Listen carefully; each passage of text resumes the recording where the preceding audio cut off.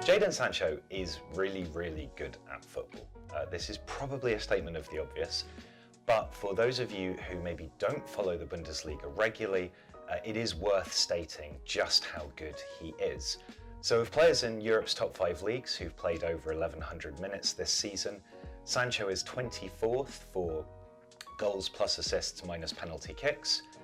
There are only two other English players in that top 25. Harry Kane is 8th, Phil Foden is 25th. Sancho's played 7,500 minutes for Dortmund across 4 seasons. He's got 38 goals, 45 assists in 82 starts. And this young player really has the potential to be one of the game's absolute elite wingers. So we're going to have a look at what he does for Dortmund. There's a thing with Sancho where, because he is very, very good at carrying the ball, he's very, very good at dribbling, and he does that kind of nice cut in from the left-hand side and bend a shot around, he's quite a kind of YouTube highlights player, and I don't mean that pejoratively, but what it means is that there are facets of his game which maybe don't come through if you're just browsing the highlights. So while it's worth recognizing that those things are great skills and he does them fantastically well, there is actually a subtlety and an intelligence to Sancho's game, which is hugely beneficial for Borussia Dortmund and could well be beneficial for England as well. So let's look at what he does for Dortmund now. So Borussia Dortmund didn't have a really smooth sailing season.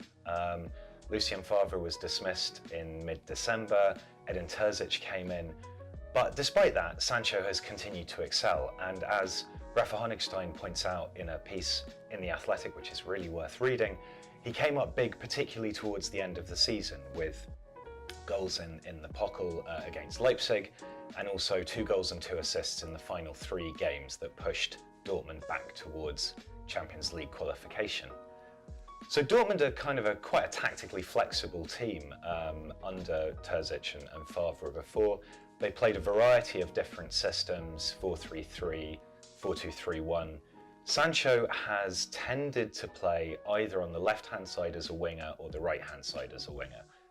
He does different things in both of these 2 positions, and it's worth looking at both of these things. So this would be Sancho here, possibly, or here.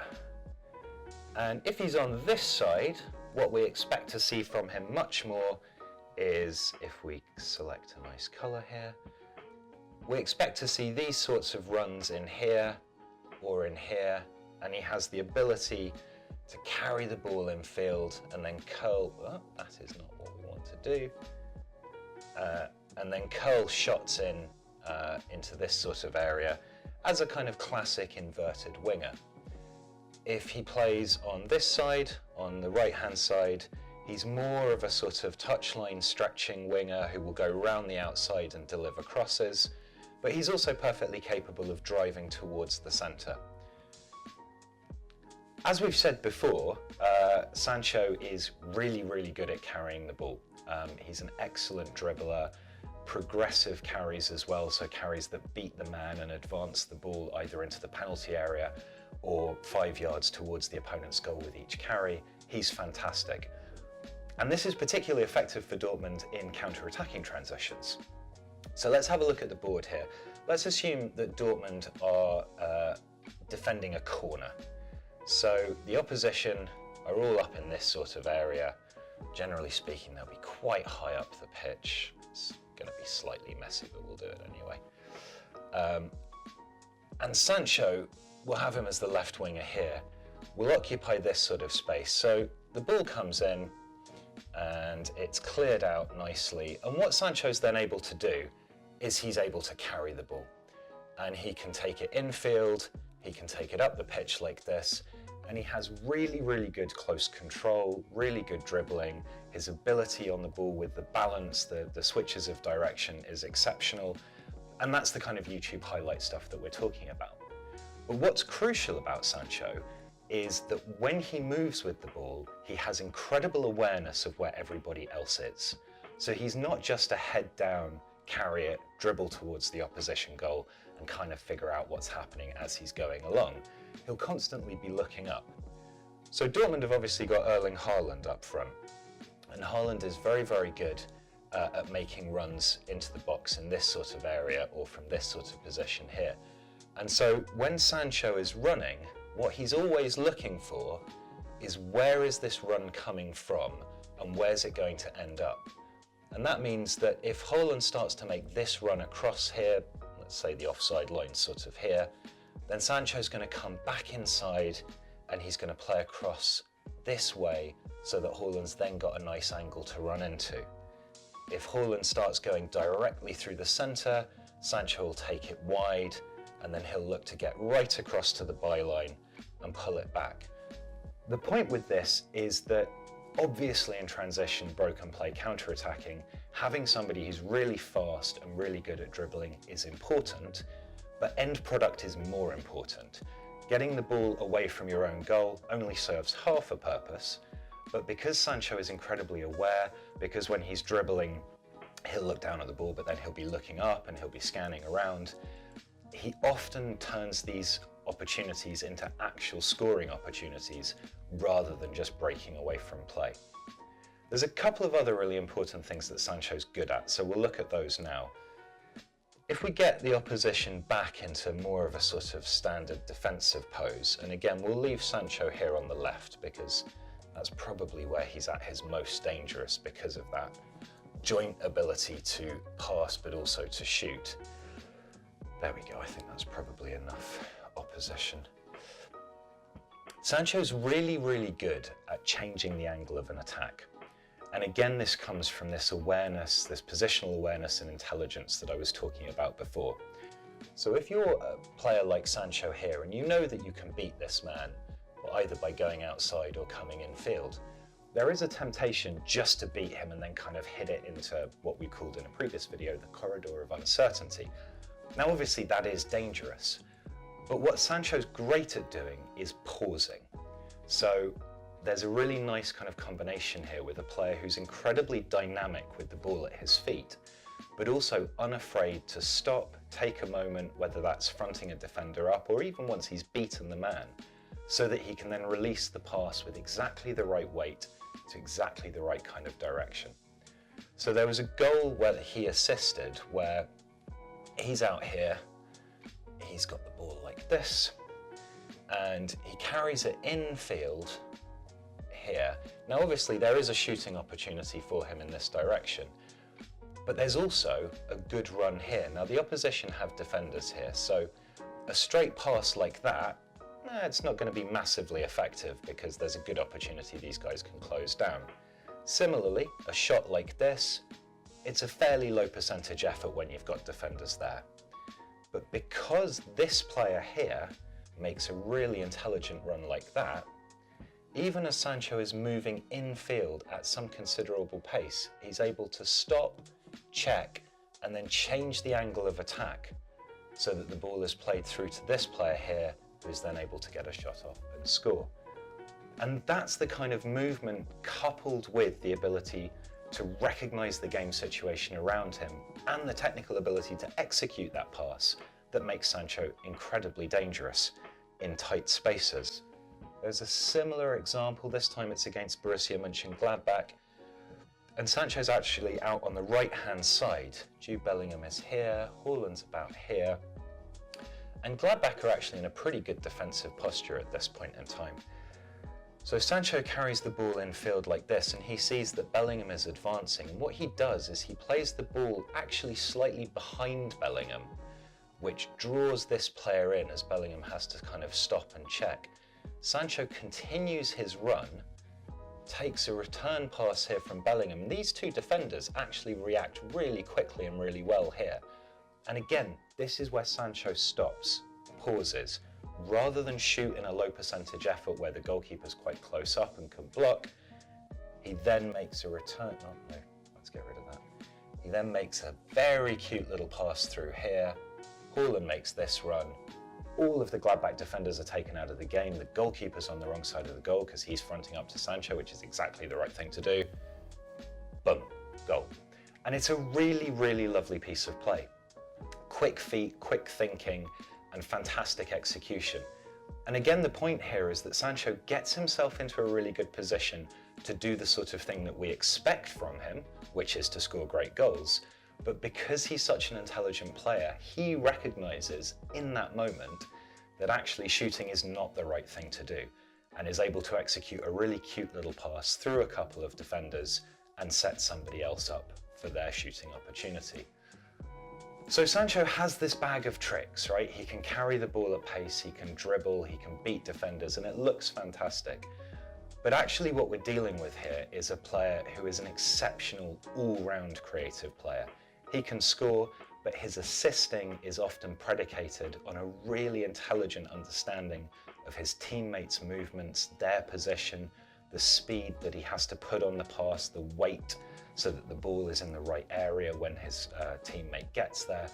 And that's the kind of thing that really is what makes Sancho such an elite player. The kind of player who, if you look at FB Ref's comparison things, Sancho's closest comparison is Lionel Messi. So that gives you an indication statistically of how good he is. But I think when you watch him a lot, rather than just these sort of highlights that we've talked about, that's the appreciation that you get of him. You get the appreciation of a player who is playing up here rather than just with what he's doing with his feet. So now let's have a quick look at what he might be able to do for England. Okay, so now we're going to have a quick look at what Sancho might do for England. Now he's played about 900 minutes for England, but obviously so far hasn't featured in Euro 2020, and this to his German audience is completely baffling, to the extent that Christoph Kramer, who was a midfielder in the 2014 World Cup squad and is now a German TV pundit, was kind of moved to ask, like, what is the reason for this? Is it even potentially a disciplinary thing? Because he couldn't get his head around why a player that he watches week in, week out wasn't starting for England. There is no indication, by the way, that there is any kind of disciplinary issue. I just want to make that very, very clear. This again is referenced in that Rafa Honigstein piece. England obviously are well stacked with attacking players. And so Sancho is going up against a number of other exciting players who are, you know, clamouring for inclusion. So there's a lot of people who would like to see Jack Grealish playing off the left-hand side. Phil Foden has actually done, I think, really quite well playing off the right-hand side, was really the only England player to offer a consistent threat against Scotland. Sancho, I think, probably works best off the left, but could play in either position. Obviously on the left currently the incumbent is Raheem Sterling. And this is not going to be a let's dig out Raheem Sterling session, because there's no real point in that. Sterling does bring a lot to the team in terms of his link-up play, his movement and his pressing. But I do think it's worth examining what Jadon Sancho could do were he given the opportunity. So this is England's setup, generally speaking. It's a 4-3-3, but it's a kind of staggered 4-3-3. Calvin Phillips over here played a more advanced role against Croatia, ended up sitting a little bit deeper alongside Declan Rice against Scotland. Mason Mount here tends to occupy this sort of advanced 8-10 kind of position, so he's looking to push up here. Against Scotland we had Luke Shaw on the left-hand side, and I think that's really important for what we might see with Sancho. So Sancho's going to be here. And what we're going to do is look at some of the patterns that England might try and create. Now, as we've said, for a start, Sancho's really, really good at carrying the ball. So against teams maybe later on who are looking to compress the space, play higher up the pitch, this is assuming that England breeze through the rest of qualification and end up playing some of the better teams, Sancho's ability just to relieve the pressure and carry the ball up the pitch is going to be really important. So that's worth noting. But it's in constructed play that I think he offers the greatest benefit. So England didn't really do that well against a compact defence with the Scots, and some of the passing and movement and combinations was lacking pace. There was also this issue where even when the fullbacks were getting into quite a degree of space, particularly Reece James on the right-hand side, the ball wasn't getting out across to them quickly. So what might Sancho be able to do to alleviate those kinds of issues? Well, England are good when they're playing at pace with these combinations on the left-hand side. So if Luke Shaw is pushing up here, Sancho's here, Mason Mount's making this sort of run in here, Harry Kane potentially dropping off here, then you can see very quickly how if Sancho's standing a player up here, Luke Shaw's overlapping runs like this, or Sancho going wide outside, dragging that defender, and having these underlapping runs here like that. This is the kind of thing that Dortmund do really effectively. They have aggressive fullbacks. They've either got Guerrero or Schultz on the left-hand side, who makes exactly these kinds of runs. And the central midfielders, or the 10, someone like Julian Brandt, for example, or Marco Reus, is also looking to burst forwards in this left half space. Of course, Sancho's ability to carry the ball in field as well and create a real kind of shooting threat from there naturally encourages the defenders to compact themselves, again, leaving a load of space in this sort of area, which England, when they're at their fluent best, will exploit with Mason Mount making these outside runs here, Shaw here, for example, or even Harry Kane drifting over to this side. And what we've seen in this tournament is that teams that are able to get really good numerical overloads, particularly on the left-hand side, and I'm thinking here of Germany, who obviously do use a wing-back formation that gives them a certain advantage here, but teams are vulnerable in their own defensive right-hand side and the opponent's left-hand side. And quick combinations of play, executed with precision, can unlock defences. They've done it all tournament, and England have shown that this is exactly the kind of way that they want to play in qualification. They've shown this in some of the friendlies, but in this tournament so far, it hasn't really clicked because there hasn't been that degree of pace. And I think Jadon Sancho could really add exactly this. The other thing that's interesting is that when England play out from the back, sometimes what you'll see is Harry Kane obviously dropping off here. Now, Jordan Pickford has actually, I think, been really good this tournament so far, surprising quite a few people, and his distribution has been excellent. If we've got the ball here, Harry Kane can drop off into this sort of space in between the lines and be found with direct passes, perhaps from Pickford, or maybe Mings dropping off into the pocket here. And then Sancho is exactly the right kind of player to make these bursting runs beyond. Because he has this awareness of where everybody else is as well, what that means is if you have Foden making the same sort of runs, Sancho can beat his men here, but that doesn't necessarily mean he's going to take a shot if the goalkeeper's coming out, for example.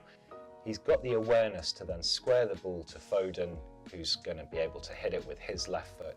You can get these really nice, quick counter-attacking opportunities.